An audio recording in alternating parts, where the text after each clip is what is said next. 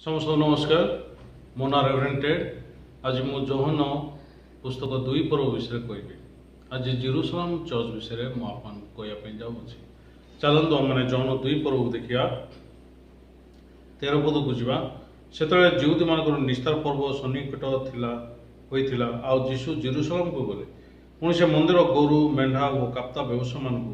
आ मुद्रा व्यवसाय मान बसता देखी दौड़ी गोटे करड़ा बनाई मेढ़ा और गोरु सहित समस्त को मंदिर बाहर करदे। पुणी मुद्रा व्यवसाय मान मुद्रा सब बिछीदे से मेज गुड़िक उल्टाई पकेले आउ से काप्ता व्यवसाय मान कहले एगुड़ाक एठू घेनी जाओ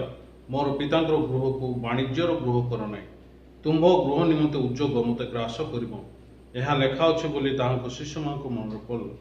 से जिहुदी मैंने उत्तर देले तुम्हें जे ए समस्त करने को अधिकार पाइछ आम मान से कि चिन्ह देखाऊछ। जीशु मान उत्तर देले तुम मैंने यही मंदिर को विनाश कर आ 3 दिन मध्य मुझे तोड़देवी। से जिहुदी मैंने कहले ये मंदिर निर्माण करने निमंते 46 वर्ष लगी अच्छी आ तुम्हें कौन 3 दिन तोड़देव कि से अपना शरीर रूप मंदिर सम्बन्ध कहते एणु से मृत मान मध्य उत्थित है उतारे शिष्य मैंने से यह कही बोली स्मरण पुणी से धर्मशास्त्र और जीशु कथित वाक्य विश्वास कर। आज आम मैंने प्रकृति जोहन 2 पर्व विषय आम देखा। ये जोहन 2 पर्व को जो आम देखा ये जोहन 2 पर्व बाइबल रे ईश्वर प्रकृति जेरूशलेम मंदिर विषय प्रकृति बेसी क्लीयरली देखा जपर आप जानी अच्छा आम हृदय हूँ ईश्वर मंदिर तेज ए मंदिर रे ईश्वर बास करते किंतु जब आम मैंने लोक मान हृदय को देखा आरंभ करा तो जेरूशलेम मंदिर क्या आम कहवा ना यहाँ बाहिक भाव में मंदिर भाया देखा जाऊँगी ईश्वर को गृह भाया देखा जाऊँगी किंतु भितर जब आम देखा मुद्रा व्यवसाय मैंने अच्छा काप्ता व्यवसाय मैंने अच्छा ये सब लोक मान द्वारा यहाँ परिपूर्ण हो। प्रथम जिनस यहाँ देखा 2 नंबर जिनस ये मंदिर को परिष्कार करने कम जब किए करे जीशु ख्रीस्ट कर मंदिर को प्रकृति अन्य किए परिष्कार करना तो ख्रीष्ट को आखिरे प्रकृति मुद्रा व्यवसाय काप्ता व्यवसाय तेरे अन्य पशु मान जो व्यवसायी मैंने अच्छा तेरे एमाने मंदिर प्रकृति महिला अटंती ए प्रकार आम मैंने प्रकृति बाइबल देखिपर आ जीशु ख्रीष्ट ये सब लोक मान प्रकृति मंदिर बाहर कर दे केवल से ना जदि आम बाइबल को जागृत देखा 15 पद लिखा पुणी मुद्रा व्यवसाय मान मुद्रा सब बिछीदे से मेज गुड़िक उल्टे पकेले एमती लिखा मुद्रा व्यवसाय मान मुद्रा सब बिछीदे आ सब जिन को उल्टे पकेले ये प्रकार बाइबल आम को साक्ष्य दूचे। आसतरे आम मैंने जो बाइबल को देखा आरंभ कर ये जिन प्रकृति कौन ना मनीषर हृदय ईश्वर बासस्थान अटे ईश्वर घर अटे तेज ये घरे प्रकृति ईश्वर रुहति तो बर्तमान जो आम लोक मान देखु लोक मान चालीचलन अच्छी ख्रीष्टान चालीचलन अच्छी रीतिनीति अच्छी से समस्त पर्वपर्वाणी पालन कर बरम अंपटे प्रकृति उत्तम कार्य करने चेष्टा करूँ ये घरे प्रकृति ख्रीष्ट नहांती कि ख्रीष्टर सुषमाचार प्रकृति ना जमी गत काली मुझे जोहन 2 पर्वर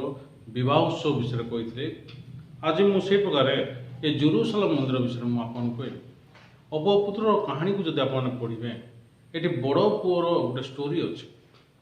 सान पुअर कहानी प्राय आप समस्ते जानते केवल आप शुणी कि सुनार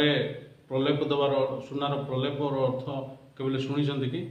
आम जो मुदी को देखुचु गोटे गोटे मुदी को सुना रंगर पानी प्रकृति चढ़ाई ताको आम सुनार प्रलेप बोली कह यहाँ प्रकृति सुना नुहे सुना भाया देखा किंतु केते दिन गला यहाँ प्रकृति रंग छाड़ी एवं प्रकृति पितल हो कि अन्य धातु से समस्त विषय प्रकाश पाइबा आरंभ कर तेज बर्तमान आम मैंने या द्वारा कौन जाना को आरंभ करा सुना सुना को जिते घोषिले जिते काटिले सुना का बाहरी किंतु जोड़ा सुनार प्रलेपित अटे यहाँ केवल गोटे कोटिंग सुनार अटे किंतु यहाँ सुना नुहे से मनीष हृदय भितर मनीषर कौन से उत्तमता ना जेहेतु ईश्वर प्रकृति कही सारी अच्छे कि मनीष उत्तमतार गोटे प्रलेप प्रकृति निज उपर ढांकी अच्छे से लोक मानक देखापी चाहूँगी मु समाज गोटे बेस भल लोक समाज मु प्रकृति दयालु लोक समाज अनेक गुड़े उत्तम कार्य करुँची ए प्रकार से प्रकृति निजक देखा था किंतु जमी आपने जानी अपपुत्र प्रकृति में गोटे निर्दिष्ट चिंता द्वारा चालित होची तो बड़ पु को आम जो देखा बड़ पुर स्टोरी को ना बापा जो प्रकृति में संपत्ति बांटी देले तो बड़ पु को संपत्ति दे से सर्वस्व बांटी देले एमती लिखा जाए से सर्वस्व बांटी देले तो बड़ पु को संपत्ति कहीं देले बड़ पु तो मागिनी किंतु जदि भी से मागू कि न मागू आम देखा कि बाइबल ताकू बापा प्रकृति संपत्ति दे कि संपत्ति नहीं एक बेले नष्ट होनी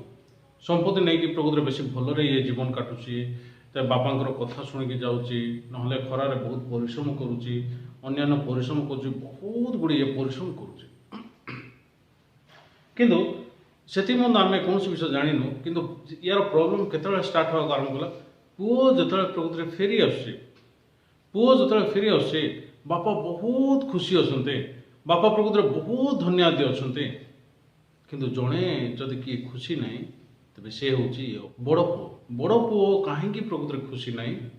कौन कारण प्रकृति बड़ पुओ खुशी ना तो बर्तमान आम ये जापर जे बड़ पुओर हृदय बापा हृदय ठार पूरा अलग तो यार अर्थ हूँ जदि भी बड़ पुओ सान पुओ देखापी प्रकृति डिफरेंट कैरेक्टर से अच्छी डिफरेंट बिहेवियर अच्छी डिफरेंट एटीट्यूड अच्छी से पाखे किंतु हृदय समान हृदय किसी अलग यार अर्थ हूँ ये विषयटा आम मान को कौन दर्शाऊँ आदि पुस्तक 3 रे मनीष भल मंदर फल खाला मनीषर हृदय प्रकृति बदली गला मनीष से जगह मरीगला मनीष हृदय गोटे हृदय या आरंभ कला जो हृदय कि प्रकृति मनीषर ना मनीष हृदय गोटे हृदय स्थापन होगा आरंभ कला मनीष को टाणिया आरंभ कला जो हृदय कि मनीषर ना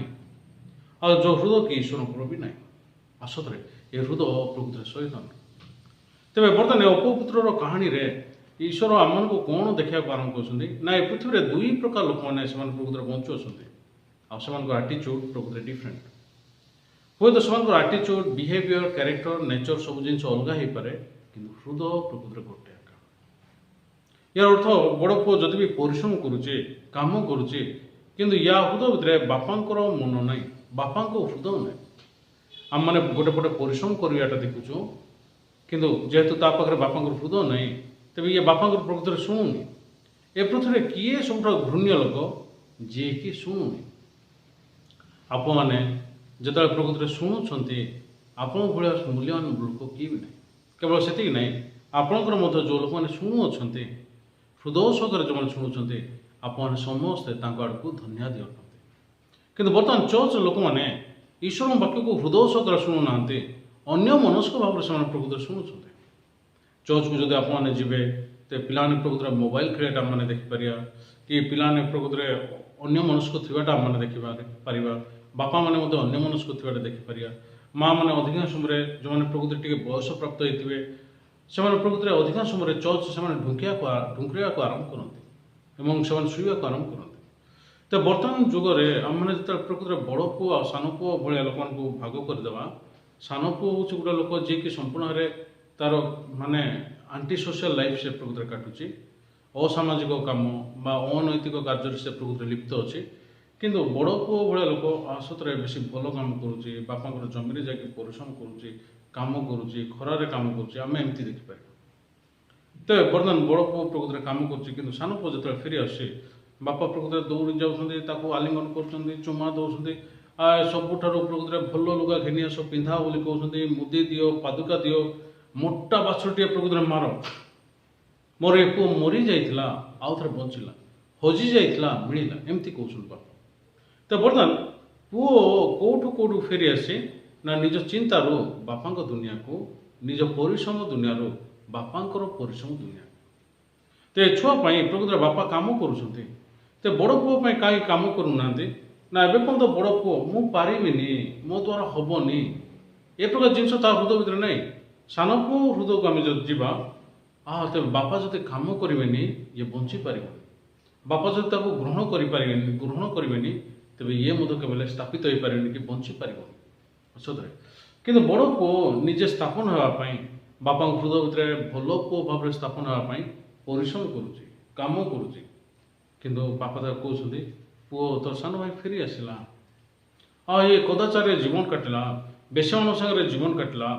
तेरे सी जो फेरी आस सबुठ प्रकृत माने गोटे मोटा बाछुरी मारिदेल कि मुझे वर्ष है परिश्रम कली मत गोटे छेली छुआटे देन कि बापा ताक कहते पुओरे जहाँ सब मोर से सब तोर एमती कहते जहाँ सब मोर से सब तोर पुओ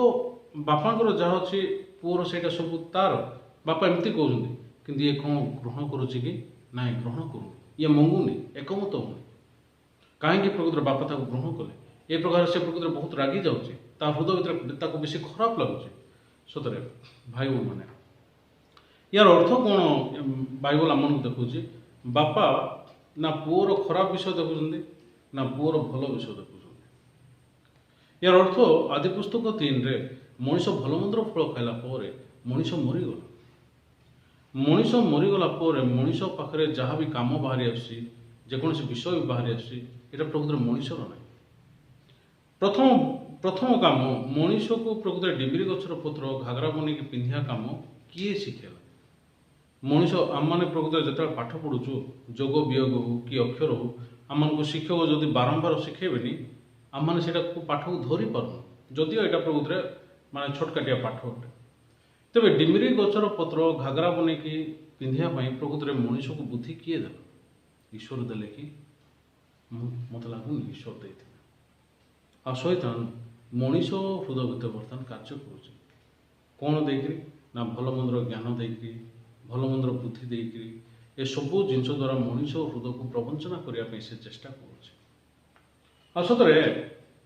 आज आम मैंने जो प्रकृत बाइबल को देखा आरंभ करुचु आम हृदय भी सम्मान ए प्रकार भाव अटे सतरे जमीक आम मैंने बाइबल को देखुचु बाइबल प्रकृत ईश्वर केमती कहते आम मैंने माथ्यू पुस्तक टी जा माथ्यू पुस्तक 15 पर्व को देखिया 15 पर्वर माथ्यू पुस्तक 15 पर्वर 9 पद को पढ़िया से मनुष्य मान विधि गुड़ी को धर्मर उपदेश बाणी बोली शिक्षा दे वृथार आमर आराधना करते तो बर्तमान ए जगह ईश्वर कौन बोली कहते ना लोक मैंने मनुष्य मान विधि गुड़ी को धर्मर उपदेश बाणी बोली शिक्षा दे वृथार आमर आराधना करते और लोक मैंने आराधना करोचंते किंतु वृथारे करोचंते तो सठिक आराधना कौन ये लोक मान आम जो देखा जीशु ख्रीष्ट कहते तुम वृथार आराधना करोच माथ्यू पुस्तक जो आप 7 पर्व देखिए मत प्रभु प्रभु बोली डाकते प्रत्येक स्वर्ग राज्य प्रवेश करेंगे ना बरं जे मोर पिता इच्छा सफल करे से प्रवेश कर हाँ तेरे से तो मत अनेक कहे हे प्रभु आमे कौन तुम नाम भावाणी कहलु ना आमे कौन तुम नाम भूत छड़लु ना आमे कौन तुम नाम अनेक शक्तिर कार्य कलु ना से दिन मु स्पष्ट रूपे से कहि हे अधर्मचारी माने मो सम्मुखर दूर तो अधर्मचारी किए जे अधर्म आचरण करे किंतु एम तो प्रार्थना करने जाते एम तो प्रकृत लोक मान सुस्थता प्रदान कले एम तो भावाणी कहले कि जीशु ख्रीष्ट कौन बोली कहते ना हे अधर्मचारी मैंने तेज अधर्म आचरण करुवा लोक आम अधर्मचारी जाचु कि जो मैंने प्रार्थना कर उपासना कर जीशु से अधर्मचारी मान कहते यार अर्थ जो आम बाइबल को देखा तो आम मैंने प्रकृत क्या अधर्मचारी कहवा जी व्यभिचार करुच्ची जी चोरी करुच्ची लोभ करुच्ची मिथ्या कहूँ मद पीऊँच तेरे असामाजिक कार्य करुच्ची अनैतिक कार्य लिप्त अच्छे से आम अधर्मचारी कहीपर कहीं से व्यवहार आ नेचर जेहेतु मैच करुच्चे से आम अधर्म आचरण करुवा लोक आम एमती कहीपर किंतु ये आम जो बाइबल को देखा आरंभ करा किए अधर्मचारी अटे ईश्वर आखिरे जो लोक मैंने बाइबल पढ़ुं जो लोक उपासना करुँच कौन पे ना एम ईश्वर को इच्छा को केवल सफल करना ईश्वर को इच्छा को न जाणिक एम प्रकृत प्रत्येक जन कार्य कर बड़ पुओ पर बापा जमी यहाँ प्रकृत आम चर्च को ही बुझे पारे आत्मा चर्च को बुझे पारे ना आम फिल्ड को बुझे पारे तो बर्तमान बहुत गुड़े लोक मैंने कम कर बापा इच्छा को न जाणिक मुझे आप गोटे छोटिया कहानी कहबी तो हुए तो आप बुझीपारे तो गोटे दिन गोटे पुओ जी कि बापा द्वारा सब घृणित होसे प्रकृत चिंता कर मो बापा मत के प्रकृत प्रेम करेंगे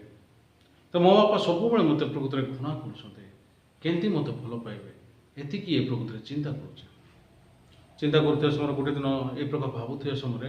ସେ ପ୍ରକୃତରେ ତା ସାଙ୍ଗ ଦ୍ୱାରା ନିମନ୍ତ୍ରଣ କରାଗଲା। ସାଙ୍ଗ ଘରକୁ ଇଏ ଯେତେବେଳେ ଗଲା ତେବେ ସାଙ୍ଗ ପ୍ରକୃତରେ ବାପା ପ୍ରକୃତରେ ଅଫିସକୁ ଯିବାର ଅଛି। ବାପା ଯେତେବେଳେ ଅଫିସକୁ ଯାଉଛନ୍ତି ଦେଖିଲା ପୁଅ ମା ଟିକେ ଯେତେବେଳେ ତାଙ୍କୁ ଖାଦ୍ୟ ଦେଇଛନ୍ତି ଟେବୁଲ ଉପରେ ଜଳଖିଆ ଯେଉଁଟା ରଖିଛନ୍ତି, ପୁଅ ଟିକେ ଗୋଟେ ଚାମଚଟା ଏମିତି କାଢ଼ିଲା, ଚାଖିଲା। ତେବେ ତାପରେ ବାପା ଆସିଲେ, ବାପା ଖାଆନ୍ତୁ, ଏହା ପ୍ରକୃତରେ ବେଶୀ ଭଲରେ ବନାଯାଇଛି, ଆଉ ଖାଦ୍ୟ ବି ଏତିକି ଗରମ ନାହିଁ, ବେଶୀ ଭଲରେ ତୁମେ ଖାଇପାରିବ ଏମିତି ବୋଲି କହିଲ।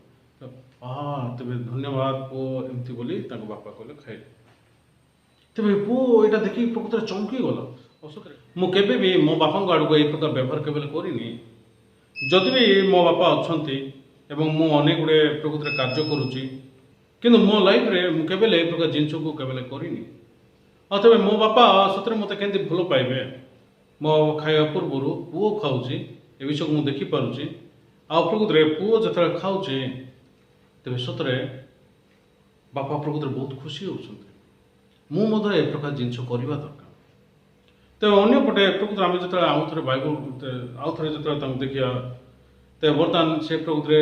ତାଙ୍କ ବାପାଙ୍କର ଜୋତା ପିନ୍ଧିକିରି ସେ ପ୍ରକୃତରେ ବୁଲୁଛି, ତା ସାଙ୍ଗ ଜୋତା ପିନ୍ଧିକି ସେ ବୁଲୁଛି, ସବୁଆଡ଼େ ଚାରିଆଡ଼େ ବୁଲୁଛି। ଠିକ୍ ସମୟରେ ପ୍ରକୃତରେ ବାପା ଅଫିସ ଯିବା ସମୟରେ ସେ ନେଇକି ଆସିଲା ଆଉ ଜୋତା ବାପାଙ୍କୁ ଦେଲା। ବାପା ଆଉ ଥରେ ବେଶୀ ଖୁସି ହେଲେ, ବହୁତ ଧନ୍ୟବାଦ। ତେବେ ମୁଁ ଏ ପ୍ରକାର ଜିନିଷ କରୁନି, ମୁଁ ଆଜିଠୁ ଶିଖିବି ବାପା ମୋତେ କେମିତି ଭଲ ପାଇବେ। ମୋ ସାଙ୍ଗ ଏସବୁ ଜିନିଷ କରୁଛି, ମୁଁ ତାକୁ ଅନୁଗମନ କରିବି। ତେବେ ବାପା ଯେତେବେଳେ ଅଫିସରୁ ଫେରି ଆସିଲେ, ତେବେ ପୁଅ କମ୍ବଳରେ ପ୍ରକୃତରେ ଶୋଇଥିଲା। ବାପା ଯେତେବେଳେ ଆସିଲେ ତେବେ ପୁଅ ପ୍ରକୃତରେ ବାପାଙ୍କୁ ଛାଡ଼ିଦେଲା, ବାପା ଶୋଇଲେ, ଆଉ ପୁଅ ପ୍ରକୃତରେ ବାହାରି ଆସିଲା। ତେବେ ଏସବୁ ଜିନିଷ ଯେତେବେଳେ ସେ ଦେଖିଲା ତେବେ ଇଏ ପ୍ରକୃତରେ ବହୁତ ଖୁସି ହେଲା। ଆଉ ସେଥିରେ ମୁଁ 3ଟା ଜିନିଷ ଶିଖିଲି। ମୁଁ ଆଜି ଜାଣିଲି ମୋ ବାପା ମୋତେ କାହିଁକି ଭଲ ପାଉନାହାନ୍ତି। ମୋ ବାପାଙ୍କର ମୁଁ ଟିକେ ଖାଦ୍ୟ ଖାଉନି, ମୋ ବାପାଙ୍କର ଜୋତା ପିନ୍ଧୁନି, ମୋ ପ୍ରକୃତରେ ବାପାଙ୍କ ଖଟରେ ମୁଁ ଶୋଉନି, ଏ ପ୍ରକାର ଇଏ ପ୍ରକୃତରେ ଚିନ୍ତା କରୁଥିଲେ। ତେବେ ଯେତେବେଳେ ସେ ଘରକୁ ଫେରିଲେ ତେବେ ବାପା ମା ପ୍ରକୃତରେ ଯେତେବେଳେ ତାଙ୍କୁ ଖାଇବାଟା ଦେଲେ ବାପାଙ୍କୁ, ସେ ସମୟରେ ଇଏ ପ୍ରକୃତରେ ଖାଇବାଟା ଆରମ୍ଭ କଲେ। ଏ ପୁଅ ଜାଣିନି କ'ଣ ପାଇଁ ଖାଇବା ଦରକାର, ଏ ଜିନିଷ ସେ ଜାଣିନି, ହୃଦୟ କ'ଣ ଜାଣିବା ଦରକାର ସେ ଜାଣିନି। କିନ୍ତୁ ଏ ପୁଅ କେବଳ କ୍ରିୟାକର୍ମ ଦ୍ୱାରା ପ୍ରକୃତରେ ଅନୁଗମନ କରୁଛନ୍ତି, ଅନୁକରଣ କରୁଛନ୍ତି। ଆଉ ଏସବୁ ଜିନିଷ କରିବା ଦ୍ୱାରା ପ୍ରକୃତରେ ବାପା ମୋତେ ଭଲ ପାଇବେ ବୋଲି ଏମିତି ଚିନ୍ତା କରୁଛନ୍ତି। ସତରେ ଆପଣମାନେ କ'ଣ କ୍ରିୟାକର୍ମ ଦ୍ୱାରା ଲୋକମାନଙ୍କୁ ଭଲ ପାଉଛନ୍ତି କି? କିଏ ଗୋଟେ ପ୍ରକୃତରେ କିଛି ଗୋଟେ ଭଲ ଜିନିଷ କଲା ସେଥିପାଇଁ ଆପଣମାନେ ଭଲ ପାଉଛନ୍ତି କି? କେବେ ବି ନାହିଁ। ତେବେ ପୁଅ ପ୍ରକୃତରେ ବାପା ଯେତେବେଳେ ଖାଇଲା ତେବେ ବାପା ପ୍ରକୃତରେ ଚିନ୍ତା କଲେ, ଏ ବାପରେ ପ୍ରକୃତରେ ପୁଅ ପ୍ରକୃତରେ ପାଗଳ ହେଇଛି ନା କ'ଣ, ଆଜି ମୋର ସବୁ ଖାଦ୍ୟ କିଏ ଖାଉଛି। ତେବେ ବାପା ତାକୁ ଜୋରସେ ଗାଳି କଲେ, ତୁ ପାଇ ଆଇଛୁ ନା କ'ଣ? ତେବେ ପୁଅ ଆହୁରି ତା ନିଜ ହୃଦୟରେ ସଂକୁଚିତ ହେଇଗଲା, ତାକୁ ଡର ଲାଗିଲା, କ'ଣ ହେଲା ପ୍ରକୃତରେ ବର୍ତ୍ତମାନ। ତେବେ ହଉ ଠିକ୍ ଅଛି, ଜୋତା ପିନ୍ଧିକି ମୁଁ ବୁଲିବି। ତେବେ ଜୋତା ପିନ୍ଧିକି ପ୍ରକୃତରେ ଚାରିପଟେ ଘର ବୁଲିଲା, ତାପରେ ବଗିଚାକୁ ଗଲା, ବଗିଚାରେ ଯାଇକି ପ୍ରକୃତରେ ଏପଟ ସେପଟ ବୁଲାବୁଲି କଲେ। ତେବେ ସବୁ ଜୋତା ପ୍ରକୃତରେ ମଇଳା ହେଇଯାଇଛି। ବାପା ଅଫିସକୁ ଯିବା ସମୟରେ ଜୋତା ଯେତେବେଳେ ଖୋଜୁଛନ୍ତି, ପୁଅ ଜୋତା ପିନ୍ଧିକି ଯେତେବେଳେ ଆସିଲା ପୁରା ଜୋତାଟା ପ୍ରକୃତରେ ମଇଳା ହେଇଯାଇଛି। ବାପା ଭୟଙ୍କର ରାଗିଲେ, କହିଲେ ତୁ ଆଜି କ'ଣ ପାଗଳ ହେଇଛୁ ନା କ'ଣ? ଆରେ ସେ ପୁଅ ଚିନ୍ତା କରିବା କାରଣ, ମୋ ସାଙ୍ଗ ଯେତେବେଳେ କରୁଛି ବାପା ଭଲ ପାଉଛନ୍ତି, ମୁଁ ଯେତେବେଳେ କରୁଛି ବାପା ଭଲ ପାଉନାହାନ୍ତି। ତ ବର୍ତ୍ତମାନ ଯେତେବେଳେ ରାତିରେ ଶୋଇବାର ଥିଲା ତେବେ ବାପା ଶୋଇବା ପୂର୍ବରୁ ଏ ପୁଅ ପ୍ରକୃତରେ ଶୋଇଛି। ସେ ଭାବୁଛି ବାପା ମୋତେ ଦେଖିଲେ ବହୁତ ଖୁସି ହେବେ, କିନ୍ତୁ ତା ବାପା ପ୍ରକୃତରେ ଆରେ ବାପରେ ପାଗଳ ହେଇଯିବି ମୁଁ ପ୍ରକୃତରେ ଏ ପ୍ରକାର କହିକି ପୁଅକୁ ଜୋରସେ ମାରିକି ପ୍ରକୃତରେ ଉଠେଇଲା ଆଉ ଘୋଡ଼େଇ ଦେଲା। ତେବେ ଏ ପୁଅ ପ୍ରକୃତରେ କେବଳ ବୁଝିପାରିଲାନି। ସତରେ କ'ଣ ପାଇଁ ଏ ପୁଅ ବୁଝିପାରିଲାନି? କାରଣ ଏ ପୁଅ ସେ ବାପାଙ୍କର ନଥିଲା। ଏ ପୁଅଟା ପ୍ରକୃତରେ ଗୋଟେ ତା ନିଜର ୱାଇଫର, କିନ୍ତୁ ଏ ସ୍ତ୍ରୀ ଆଗରୁ ଆଉ ଜଣଙ୍କୁ ବାହା ହେଇଥିଲେ, ତାଙ୍କର ଏ ପୁଅ ଥିଲା। ତ ଏ ବାପା ଯେହେତୁ ପୁଅ ସାଙ୍ଗରେ କିଛି ସମ୍ପର୍କ ନାହିଁ, ତାଙ୍କ ଶରୀରର କୌଣସି ସମ୍ପର୍କ ନାହିଁ, ସେଥିପାଇଁ ପୁଅ ଯାହା କଲେ ବି ବାପା ତାକୁ ପ୍ରେମ କରିପାରିବେ। ଭାଇ ଭଉଣୀମାନେ, ଯଦି ମୁଁ ଆଜି ଆପଣଙ୍କୁ କହିବି ଅନୁକରଣ କରିବା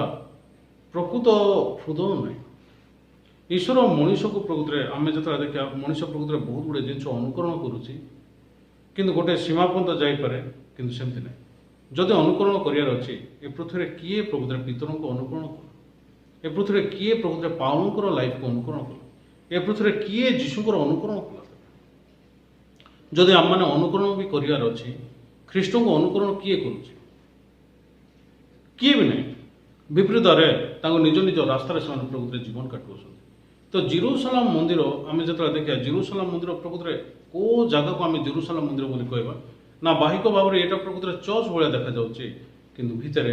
मुद्रा व्यवसाय काप्ता व्यवसाय एम छड़ा किए भी ना। तो अपपुत्र बड़ भाई को आम जो देखा विपरीत ये देखा जाऊँगी बापा जमी ये परिश्रम करुच्ची किंतु यार हृदय बापा हृदय सागर गोटे ना। भाई भाई मैंने केत प्रकृति आम मैंने खुशी हो पार जिते कि आम सम्मान हृदय को देखिपर सम्मान हृदय को आम जो देखा से समय आम प्रकृति खुशी हो पार। जदि आम हृदय भर अलग हृदय को आम देखा अलग हृदय मनीष हृदय भर केवल खुशी कि शांति को नहीं आसीपर सम्मान हृदय मनीष हृदय भर प्रकृत खुशी आ शांति को नहीं आसीपर। तो जदि भी से व्यावहारिक भाव में सब जिन करुँच कि व्यवहार द्वारा प्रकृति ईश्वर केवल खुशी ना चिंता करूँ मत प्रभु प्रभु बोली डाकती एपरी प्रत्येक लोक मैंने स्वर्ग राज्य प्रवेश करेंगे किंतु जे मोर पिता इच्छा साधना करे सी प्रवेश कर। तो ये लोक मैंने चिंता करते ईश्वर को इच्छा होची पवित्र आत्मा परिपूर्ण होकर परभाषा कथबार्ता करिया ओके आम करुचु और ईश्वर को इच्छा होची रोगी मान सुस्थता करिया हाँ आम करुचु ईश्वर को इच्छा होची आम अनेक गुड़ा आश्चर्य कर्म करिया हाँ आम मैंने करुचु आम जमती प्रकृति स्वर्ग को जीवु। तेरे किए एम प्रकृति ए प्रकार जिन कही जदि एम ईश्वर पाक जी ईश्वर एमती कहे कि केवे भी ना एम ईश्वर पाक जाना एम ईश्वर पाक न जाकि निजे निजे फिल कर चलतु आज जदि आम मैंने ईश्वर पाक जा ईश्वर आम को कौन कहते चलतु आम मैंने देखा कारण कर जिसा पुस्तक आम मैंने जा पुस्तक 1:18 पद मुझे पढ़ी सदाप्रभु कहते आस आम मैंने उत्तर प्रत्युत्तर करूँ तुम्भ मान पाप सब सिंदूरपर्ण परी हेले हैं हिम परी शुक्ल वर्ण हो से सब लोहित वर्ण परी रंग हेले हैं मेष लोम परी हो। ये जगह ईश्वर आम को कौन कहते ना ईश्वर आम कहते आस आम मैंने उत्तर प्रत्युत्तर करवा हाँ ईश्वर मनीष सागर कथबार्ता करने चाहते तो मनीष जदि ईश्वर सागर कथबार्ता कर तेरे कौन हम ना तुम मानकर पाप सब सिंदूरपर्ण परी हेले हैं हिम परी शुक्ल वर्ण हाँ तेरे बरफ परी सफा हम जदि आम ईश्वर सागर कथबार्ता करे तेरे बर्तमान आम मैंने देखिया से सब लोहित वर्ण परी रंग हेले हैं मेष लोम परी। तो शैतान आम को केवल ईश्वर पाखे ठिया करने चाहूनी ईश्वर सामने ठिया न करी शैतान आम को हृदय को ते उत्तम कार्य करने आम दृष्टि जोड़ा उत्तम ए कार्य करने आम को नहीं जाऊँगी आम को उत्तम कार्य द्वारा आम मैंने प्रकृति ईश्वर द्वारा केवल ग्रहण कर सतरे बाइबल को आम जो प्रकृति देखा आरंभ करा तो बाइबल जी सब महान लोक मैंने अच्छा समस्त ईश्वर संगे कथबार्ता करने आरंभ कले जदि ये लोक मैंने माथ्यू 7 लोक मैंने जदि जीशु सागर थे कथा ही था जीशु ख्रीष्ट कही था तुम जदि भी आश्चर्य कर्म करुच तुम जदि भी अनेक गुड़े भूत मान छड़ा कम करुच जदि भी तुम मैंने अनेक गुड़े माने महान कार्य करुच किंतु मो ईश्वर मु तुम कौन से कार्य को ग्रहण करी तुम मैंने अधर्मचारी मैंने हाँ तेज परमेश्वर आम मैंने केमती प्रकृति धार्मिक हो धार्मिक भाव में केमती आचरण करूँ केवल मो सहित कथबार्ता करा जदि तुम मैंने मो सागर कथबार्ता कर तेज तुम धार्मिक तुम मैंने पवित्र हो मोर वाक्य द्वारा तुम मान को परिष्कृत कर हाँ सतरे जो आम मैंने बाइबल को देखा आरंभ करा बाइबल रे ईश्वर को संगे कथा चाहूना ईश्वर संगे कथबार्ता करने चाहूना निज इच्छा अनुसार से बचापी चाहते किंतु आउ से प्रकृति स्वर्ग राज्य को जावाई चाहते ईश्वर सागर कथबार्ता न कर भाई भौणी मैंने ये लोक मैंने अच्छा जो मैंने जीशु सागर कथबार्ता न करी कम करुवा लोक मैंने अन्य किए ना जेरूसलम रे जी सब स्टाफ अच्छा से सबू स्टाफ हो सामान ये चर्च रे सुषमाचार बर्तमान ना मुद्रा व्यवसाय अच्छी काप्ता व्यवसाय अच्छी गोटे प्रथा अच्छी बर्तमान कौन ये प्रथा कौन बर्तमान आमर ये जमी प्रथा अच्छी चलो ये बर्तमान बड़ दिन चलो बड़ दिन आम पालन करवा जीशु जन्म हेले बड़ दिन में एमती जीशु प्रकृति क्रूसर मरी दिन चलो आम मैंने पालन करवा जन्मदिन बार्थडे आम पालन करवा जीशुर बार्थडे जीशुर मरण दिन किए किए प्रकृति पेंटिकस्ट दिन को पालन कर किए किए निस्तार पर्व दिन को पालन कर प्रकार से प्रकृति पालन कर पर्वपर्वाणी सब पालन कर किंतु जदि आप जीसा 1 पर्व को देखिए जिसा एक पर्व केमती लिखा जाइए बाइबल एतिक जब आप एक पर्व पढ़ा आरंभ करेंगे तो भलरे आपने बुझीपारे ये चारिपदरे लिखा जाइए यहाँ पापिष्ट गोष्ठी अधर्म भारग्रस्त लोक दुष्कर्मकारी मान वंश भ्रष्टाचारी संतानगण से सदाप्रभु को परित्याग कर इस्राएल धर्मस्वरूप को अवज्ञा कर विमुख हो पछक चली जाती लिखा जाए। तो बर्तमान एम कम जाक कौन कम जाक जदि आम देखा आरंभ करिया 11 पदर आम देखा सदाप्रभु कहते आंभ उद्देश्य तुम अपार बलिदान अभिप्राय कौन आम्हे मेषगुणर होम बड़े कि पृष्ठ पशुगुणर मेदरे पूर्ण होइछु पुणी वृष कि मेष कि छागल मान रक्त आम तुष्टि ना तुम मैंने आंभ सम्मुखें उपस्थित हवा बेले आंभर प्रांगण सकल पद तले दलिया किए तुम ठार चाह अच्छी ओसार नैवेद्य आण ना धूपद आमर घृणित अमावास्य विश्रामर सभार घोषणा ये अधर्म व महासभा आम्हे आ सही पारुन। तो बर्तमान ये पद गुड़िक सब प्रकृत संयुक्त होती 18 पद साथ कौन बोले ईश्वर कहते आस आम मैंने उत्तर प्रत्युत्तर करवा तुम मान पाप सब सिंदूर बर्ण पर हेले हिम पर शुक्ल बर्ण हम आसतरे अच्छा ईश्वर सागर आम कथबार्ता कले मनीषर पाप बरफ पर सफा हम ना हम अच्छा बर्तमान आपने कहतु लोक मैंने ईश्वर सागर कथा होता जो पापी ना कथा न होता जो पापी कथा न होता जो पापी ये लोक 100 वर्ष चर्च को गले मत ये स्वर्ग को जीव कि ये ईश्वर सागे थोड़े भी कथा होनी कि स्वर्ग को जीव कि केबे भी नहीं ये असंभव जिन 100 वर्ष चर्च जावा अपेक्षा कि 100 वर्ष अनेक गुड़े कार्य करने अपेक्षा 100 वर्षर नेता हवा अपेक्षा आम मैंने ईश्वर सागे कथबार्ता करा सब मूल्यवान विषय बाइबल रे एली महाजाजक बोली जन पालक अच्छा ईश्वर ताकू मारी देइछन्ति ईश्वर कहले मु एलीर परिवार एपरी काम करी जी भी ए विषय शुणव तार कान झाँ झाँ मु गोटे दिन सब पुरुष मान बध करी कौन पाई ना एली महाजाजक ईश्वर सागे कथबार्ता करा बंद कले सामुएल कथबार्ता करने आरंभ कले से सामुएल को ईश्वर स्थापन कर भाई भूण मैंने बर्तमान आम मैंने अनेक गुड़े पालक मान टीवी देखिपर अनेक गुड़े पालक मान पाखे बाइबल पढ़ाटा ना अनेक गुड़े लीडर मैंने अच्छा जो मैंने प्रकृत पालक मान अन्य अन्य लीडर मान प्रकृत कढ़े नौ किंतु से ईश्वर सागर कथबार्ता ना ईश्वर सागर कथबार्ता न करी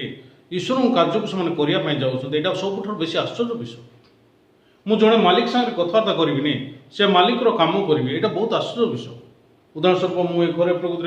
घर को तैयारी कर आलमारी को तैयारी कर मालिक केमती चाहूँगी से प्रकार भाव में मुझे अति जाग्रत शुणा दरकार मालिकर इच्छा अनुसार मुझे प्रकृत जहाँ सब अच्छी तैयारी करवा दरकार किंतु बर्तमान सब दुखर विषय हूँ पालक मैंने लीडर मैंने से प्रकृत नष्ट हो गले एम ईश्वर सागर कौन व्यक्तिगत संपर्क ना कि ईश्वर सागर से कथबार्ता करना जदि से कथबार्ता करें से पाप न था से परिष्कृत होता से पाप बरफ पर सफा होता बर्तमान से हृदय भितर कौन पाई पाप अच्छे कथबार्ता करुवा जो ना कथबार्ता न करुवा कथबार्ता न करुवा आसतरे से जब कथबार्ता करते पाप स्वीकार अपेक्षा कौन ईश्वर सागर कथबार्ता कर उत्तम नुहे कि लोक मैंने पाप स्वीकार करने माने व्यस्त अच्छा प्रभु आम मैंने चोरी करूँ मिछता करूँ आम हृदय बहुत खराब प्रकृति प्रभु आम क्षमा कर आम जानतर कि अजाणत जेकोसी पाप कर पाप क्षमा कर ए प्रकार जिनस अर्थहीन जिनस कहवा अपेक्षा ईश्वर आमको डाकुं कथबार्ता करने आम पाप सब बरफ पर सफा हो ईश्वर आमको डाकुं तो आम जो ईश्वर को शुणा को आरंभ करवा तो से समय आम पाप बरफ पर सफा हम ईश्वर एमती कहते कि लोक मैंने ईश्वर को शुणा अपेक्षा से निज निजर पाप को कहवाई व्यस्त अच्छा आम मैंने निजर पाप को कहवा अपेक्षा ईश्वर को शुणाटा हूँ सब मूल्यवान विषय हेल्ले कौन मत प्रकृति पवित्रकृत कर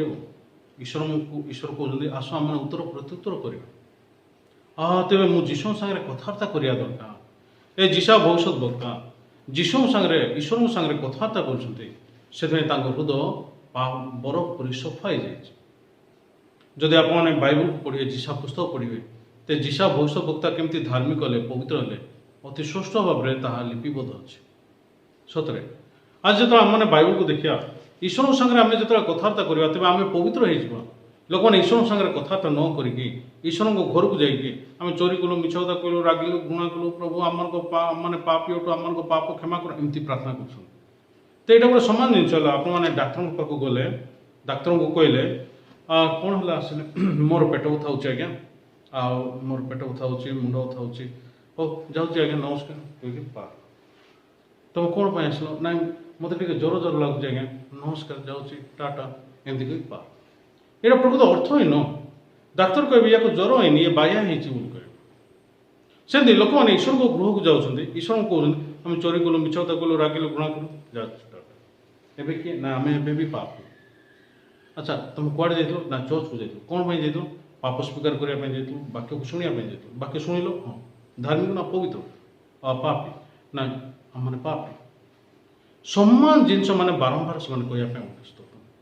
କିନ୍ତୁ ବାଇବଲରେ ଈଶ୍ୱରଙ୍କ ସାଙ୍ଗରେ ଯିଏ ବି କଥାବାର୍ତ୍ତା କରିବ, ସେମାନଙ୍କ ପାପ ସିନ୍ଦୁର ବର୍ଣ୍ଣ ପରି ହେଲେ ହେଁ ବରଫ ପରି ସଫା ହେବ ବୋଲି ଈଶ୍ୱର ଆମମାନଙ୍କୁ କହିଅଛନ୍ତି। ଆମମାନେ ଯୋହନ ପୁସ୍ତକ 15 ପର୍ବକୁ ଯିବା। ଯୋହନ ପୁସ୍ତକ 15 ପର୍ବର 3 ପଦ। ମୁଁ ତୁମମାନଙ୍କୁ ଯେଉଁ ବାକ୍ୟ କହିଅଛି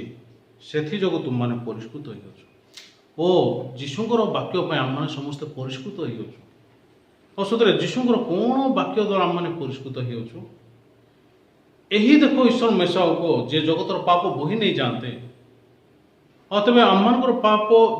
ଯୀଶୁଖ୍ରୀଷ୍ଟ ବୋହିକି ନେଇ ଯାଉଛନ୍ତି। ଈଶ୍ୱର ଆମମାନଙ୍କୁ ବାକ୍ୟ କହିଅଛନ୍ତି, ସେଥିପାଇଁ ଆମମାନେ ପ୍ରକୃତରେ ପବିତ୍ରକୃତ ହେଇଅଛୁ। ହଁ ସତରେ ଈଶ୍ୱର କେମିତି କାମ କରନ୍ତି? ଈଶ୍ୱରଙ୍କ ହାତ କ'ଣ? ତାଙ୍କର ବାକ୍ୟ। ଈଶ୍ୱର ଯଦି କହିବେ ଦୀପ୍ତି ହଉ, ତୁମର ଦୀପ୍ତି ହେଲା। ଈଶ୍ୱର ଯଦି କହିଲେ ଏହି ଦେଖ ଈଶ୍ୱର ମେସାଉକ ଯେ ଜଗତର ପାପ ବୋହି ନେଇ ଯାଆନ୍ତି, ତ ଜଗତର ପାପ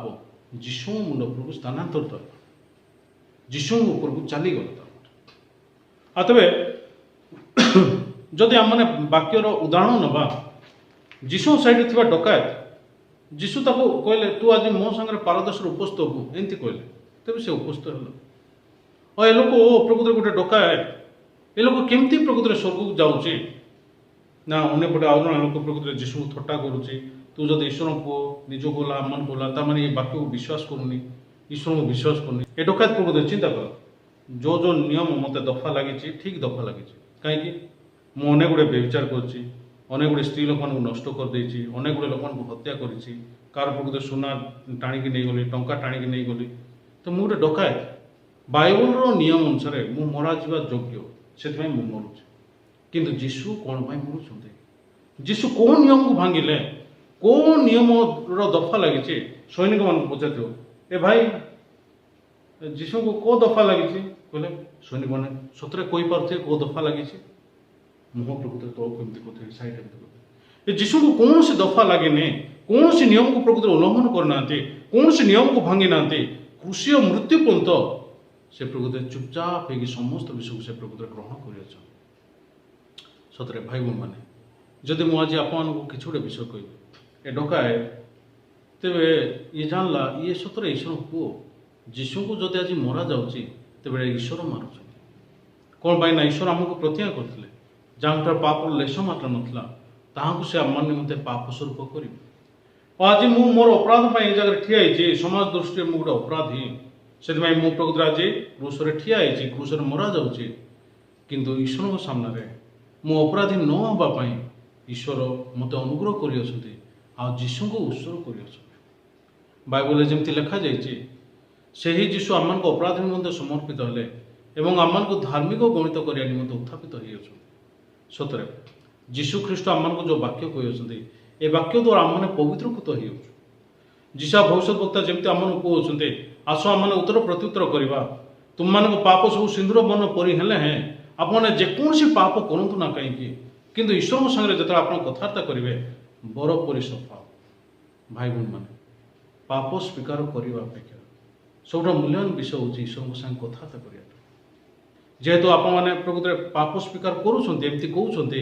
କିନ୍ତୁ ଈଶ୍ୱରଙ୍କ ସାଙ୍ଗେ କାହିଁ କଥାବାର୍ତ୍ତା କରୁନାହାନ୍ତି? ଈଶ୍ୱରଙ୍କ ସାଙ୍ଗେ କଥାବାର୍ତ୍ତା କଲେ ତ ପାପ ସଫା ହେଇଯିବ। କିନ୍ତୁ ଆପଣମାନେ ପାପ ସ୍ୱୀକାର କରିବାଟା ଇମ୍ପୋର୍ଟାନ୍ସ ଦେଉଛନ୍ତି, କିନ୍ତୁ ଯୀଶୁଙ୍କ ସାଙ୍ଗରେ କଥାବାର୍ତ୍ତା କରିବାଟା ଇମ୍ପୋର୍ଟାନ୍ସ ଦେଉନାହାନ୍ତି। ପାପ ସ୍ୱୀକାର ଯଦି ଆପଣମାନେ କଲେ, ନେକ୍ସଟ ତ ଆପଣ ଯୀଶୁଙ୍କ ସାଙ୍ଗେ କଥାବାର୍ତ୍ତା କରିବା ତ, କିନ୍ତୁ ସତରେ କଥାବାର୍ତ୍ତା ଅଛି କି? କେବେ ବି ନାହିଁ। ଯଦି ବି ସେହି ସମୟରେ ଆପଣମାନଙ୍କ ପରି ଶାସ୍ତ୍ରୀ ଫାରୁସୀମାନେ पाप को स्वीकार करुले सबु जिन करुले किंतु से केवल परित्राण प्राप्त ना केवल ख्रीष्ट को ग्रहण करना जे ये आम निमंते प्रायश्चित करने आसी सतरे आज जदि आम बाइबल को देखिए आज को 2000 वर्ष पूर्वे जीशु ख्रीष्ट आम को धार्मिक गणित करने निमंते निजक प्रकृत बलिकृत कले आम पाप को प्रायश्चित करने सब रक्त द्वारा आम को धोई दे जीशु ख्रीष्ट शरीर एकाथरक उत्सर्गित हवा द्वारा से ही इच्छा तो आम पवित्रकृत हो ख्रीष्टर विश्वास जदि आप ख्रीष्ट विश्वास को आप ग्रहण कले आप सम्मान गोटे लोक जेरुसलेम मंदिर जदि प्रकृत बाहिक भाव में ईश्वर को गृह भाई देखा जाऊँगी कि गृह सुषमाचार ना आम मैंने सम्मान जेरुसलेम मंदिर भाई जो हृदय ख्रीष्टर प्रकृत सुषमाचार ख्रीष्टर सिद्ध विश्वास ख्रीष्टर सिद्ध शांति ना यहाँ प्रकृत गोटे अगाड़ी अटे यहाँ प्रकृत केवल बाहिक भाव में देखा जाऊँगी मंडली किंतु मुद्रा व्यवसाय काप्ता व्यवसाय पर अनेक गुड़ा टंकार शब्द मनुष्य हृदय भर अच्छी अनेक गुड़ा अभिलाषर शब्द जोटा कि जंतु परी पशुर शब्द परी से सब शब्द मनुष्य शरीर को टाणी नौचे जदि मुझे आप किसी गोटे विषय कहबी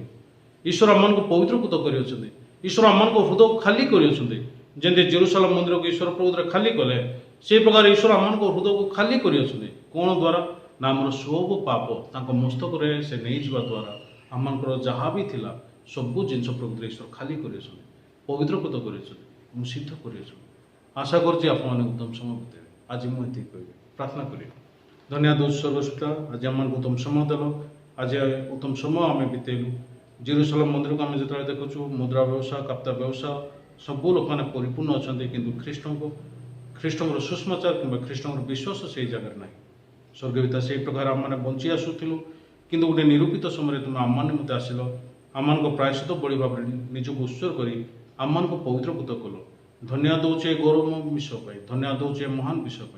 स्वर्गीयता सबू विषय द्वारा तुम्हें गौरव प्राप्त हो जीशु नाम मांगी आमेन बहुत बहुत धन्यवाद समस्त नमस्कार आसंता थर को देखा।